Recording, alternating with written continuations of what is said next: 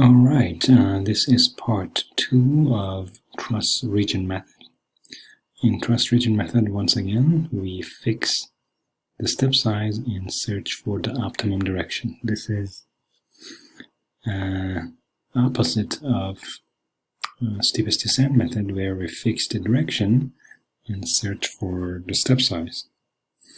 Okay, so we talked about how we can find the direction in Truss region. We said we're going to look at two different directions. One is the steepest descent direction, and one is the Newton's direction. Okay. The steepest descent direction is found by using the normalized direction along the steepest descent, which is along the gradient. However, in Newton's method, the direction is found by basically finding the tangent to the function. So that's the tangent direction. Okay. All right. So and keep that in mind. The tangent direction is different from the steepest descent direction. Okay. Okay. So now I have to choose which direction actually we're going to use, the steepest descent direction or Newton's method, or Newton's direction. So we're going to test first if the norm of the Newton's direction, so P sub n means Newton, P sub s means the steepest descent direction. If the norm of the step along the Newton's direction is less than our maximum delta, then we're going to keep the Newton's direction, because Newton's direction is the best. I mean, Newton's method is the fastest. So we're going to keep the Newton's direction as long as the norm is less than delta k, or as long as that's less than the bound we put for the step size. However, if this is not met, then we're going to look at the steepest descent direction. If the norm of the steepest descent direction is bigger than our threshold delta for the step size, okay, then we're going to keep the steepest descent direction. So here's the steepest descent direction normalized. So this is a normalized vector along the steepest descent, and that's delta k, the maximum threshold we had. Okay, because if the norm is bigger than the maximum, we cannot go beyond the maximum. So we're going to keep the maximum. Now, if none of these happens, that means if the norm of the direction is bigger than delta, well, or the Newton's method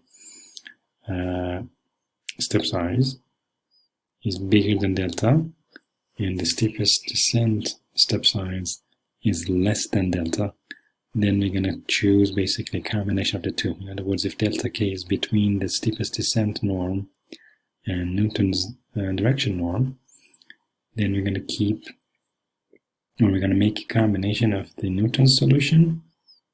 Okay, so this is the Newton's solution, and this is the this is the steepest descent solution, and this is the Newton method solution. So we're going to keep a combination, or maybe we can remake a combination of the two.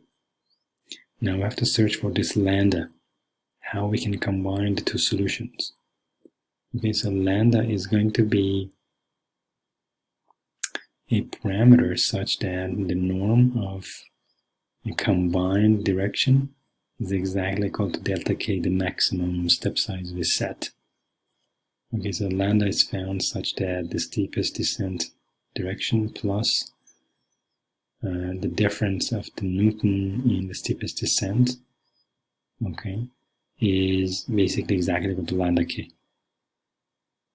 In other words, we can say lambda times the Newton direction plus 1 minus lambda times the steepest descent direction, they have, or this sum actually has to have a norm equal to delta k.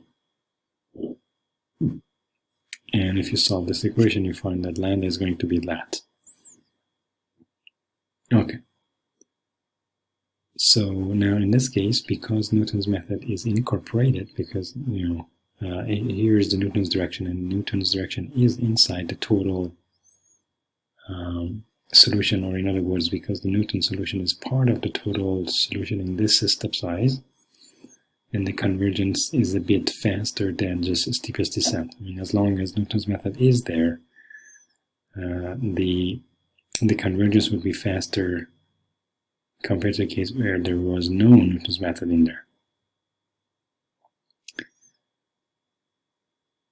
Now, there's one caveat to this, and because in Newton's method we always use this Hessian matrix, right? Now, because you're using this Hessian matrix, Hessian matrix not always leads to the minimum. Sometimes actually hits the saddle point. And so, because we're using the Hessian matrix, we may not really converge to the minimum, we may actually converge to a saddle point. And you know that saddle point is not the minimum. So saddle point is a point that the second derivative is 0. The second derivative is 0, as well as the the first derivative. Well, so in our case, actually, the first derivative is 0, so it is not really the minimum. So in the saddle point, one path actually from that point can go toward the minimum, and one path can go to the maximum.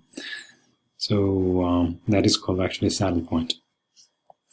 So anyways, now in the next few minutes, I'd like to show you the Matlab script that can be written actually to do this optimization using dogleg method. So here is the Matlab script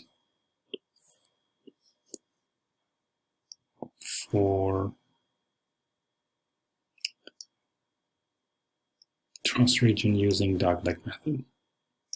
Okay, so let's say we want to solve or find the minimum of a function like that, and this is unconstrained minimization. So all we need to know is, or all we need to find is the minimum of the function. It's a function of two variables, x1 and x2. Alright, so it's a crazy function like that. And if you plot the function, let me see if we have a plot somewhere here. Yes, actually we do have a plot. Let me stop the code up to here and just run the code to show you how it looks like. So alright, so these are local minimum. So this is one local minimum, second, third. Maybe there's another one here. So from yellow to blue, the function value actually goes down. So you can think of this as a top view of the landscape. So here the function is the highest, and in these local minima the function is the lowest. I don't think I have a 3D view of this, but let me just move it around. Yeah, this is just a 2D view. So, alright, so go back to the Matlab script. So here I'm using the symbolic notation. You can start with the symbolic notation of the function, and then using Matlab function, you can convert the symbolic to something that you can basically substitute values. So I'm saying now the variables are x1 and x2, and convert this equation into basically a function. Now I can easily call that function and find the contour plot of the function, right? So that's how I do it. So here I make this symbolic notation as make it actually a function. We call it f contour. Also, I can calculate the Jacobian. So I think Jacobian is a function. Let me see. This is a function that I wrote, or I believe that's a Matlab function. Yeah, I think Jacobian is a Matlab function here. So you can call Jacobian of f, and it actually calculates the Jacobian for you. Also, you can calculate a Hessian. So Hessian is, I think, another function in Matlab. You can call Hessian of f, and it calculates the Hessian for you. Okay, now we have the Hessian matrix in B and the Jacobian in G. Okay, so Jacobian is basically nothing but the gradient, and Hessian is the second derivative of the function. Okay. Now we convert these into functions using Matlab functions. So now I have a g as a really function, which is the gradient, and b is another function, which now is the Hessian matrix.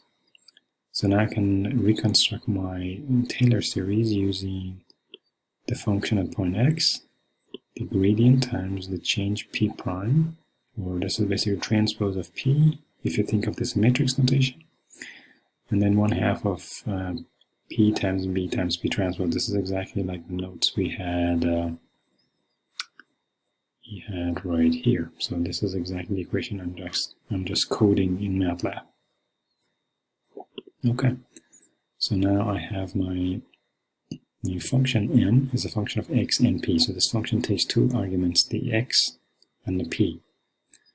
So this is just to plot the function between -2 and 3.5 along the x1, along the x2. I made a mesh grid out of these two vectors, and then I calculate, so the f contour is a function that I made up here, right?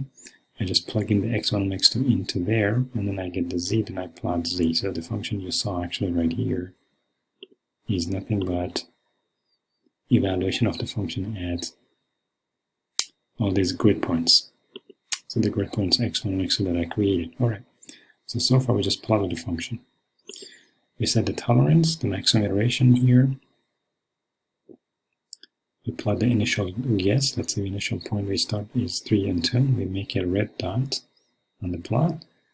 We set two eta, eta1 and eta2, exactly equal to the two etas we talked about here, eta1 and eta2, in dogleg method. And so two parameters. This is to decrease the step size. This is to increase the step size. And these are the values that we said are coming from the user. So this is 0.25 and this is 2. So these are the user-defined parameters.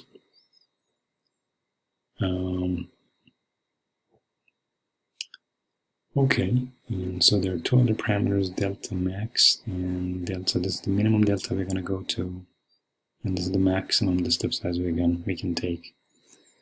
And initially we said lambda equal to 0, so this lambda is nothing but this lambda that came from the combination of the Newton's solution and the steepest descent solution.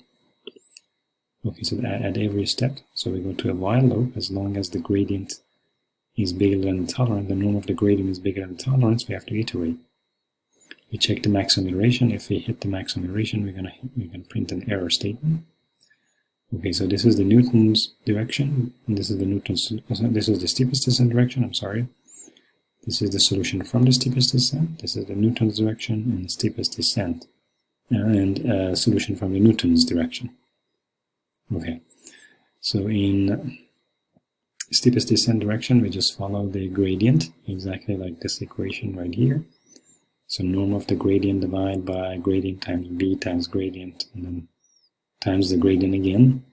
And for Newton's direction, we actually find it by solving the backslash operator of b backslash gk. Alright, so, and this is exactly the b backslash g. After we find the steepest descent direction, the next solution using, or updated solution using the steepest descent direction is going to be the current solution plus the steepest descent direction. And then for Newton's method, we're going to have the Newton's solution is equal to the current solution plus the Newton's direction. Okay, now we have these, then we have to go and check these, basically these conditions. Okay, if the norm of the Newton's direction is less than delta, right, then we're going to keep the Newton's direction. So our new direction is going to be the new Newton's direction.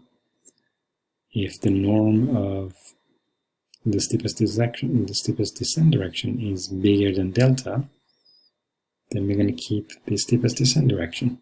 So the new direction is going to be basically the solution from the steepest descent direction. And if none of this happens, then we have to have a combination using the lambda parameter that we introduced before. Okay? As soon as we have the lambda, then we can go, I mean, you have either the solution through the Newton's method